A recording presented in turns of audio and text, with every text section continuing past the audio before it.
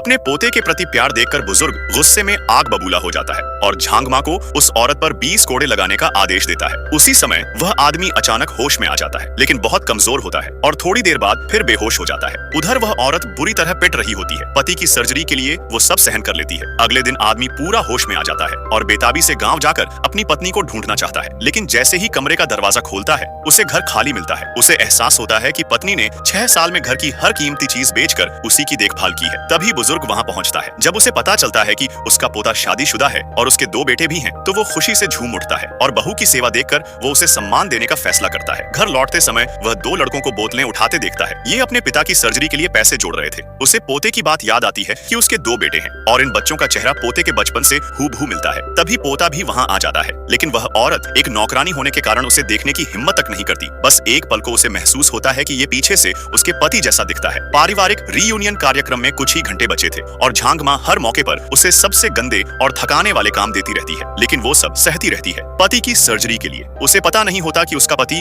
उसी घर में है और हर पल उसे याद कर रहा है। शाम होते ही कार्यक्रम की तैयारी शुरू होती है। तभी झांग माँ देखती है कि मालिक और मेहमान आ चुके हैं और उसे एक मौका दिखता है उसे हमेशा के लिए निकाल देने का। जैसे ही औरत झुककर काम कर रही होती है, वो उसे जोर से धक्का देती है और वह लाखों की शैंपेन की बोतलें गिरा देती है। उसे पता चल जाता है कि अब बड़ी मुसीबत आ गई है और झांग माँ हंसकर उसे दोषी ठहराती है। उधर बुजुर्ग के पास डीएनए रिपोर्ट आ जाती है और जब वो देखता है कि रिश्तेदारी 99% साबित हो चुकी है, वो खुशी से रोने लगता है, क्योंकि अब उसे यकीन हो जाता है कि वो दोनों बच्चे उसके असली परपोते हैं। लेकिन उसे क्या पता, उसी वक्त उसकी असली बहू झूठे आरोप में पीटी जा रही होती है। पोते का पिता उस पर चिल्ला रहा होता है, अगर मेरे पिता ने तुझे अंदर नहीं लाया होता तो तुम्हारी औकात क्या थी हमारे घर में घुसने की? अब तुमने मेरी बहू की वेलकम ड्रिंक भी गिरा दी। वो रोते हुए माफी मांगती है, पर उसे कोई नहीं सुनता और आदमी गुस्से से पागल हो जाता है। तभी झांग माँ उसे बोतल मारने ही वाली होती है कि पीछे से आवाज आती है, रुको। सब मुड़कर देखते हैं। द्वार पर बुजुर्ग खड़ा है और साथ में उसके नए पहचाने हुए परपोते। वो चिल्लाता है, देखता हूँ कौन हिम्मत करता है मेरी बहू को हाथ लगाने की। सब्सक्राइब कर लो, जल्द ही अगली वीडियो आने वाली है।